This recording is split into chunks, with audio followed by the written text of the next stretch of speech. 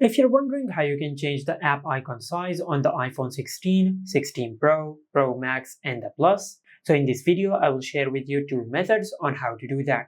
For the first method, just go to Settings, then tap on Display and Brightness.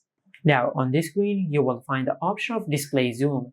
Just tap on it, and from here instead of default just select larger text. Then tap on Done.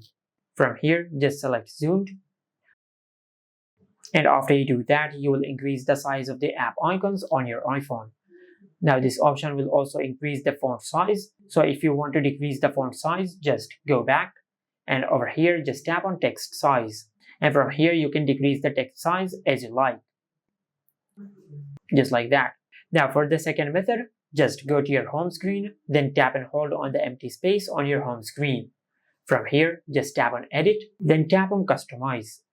Now, instead of this smaller text, just select the larger text. Just like that. And by doing that, you will hide the app icon names and you will increase the size of the app icons. Just like that.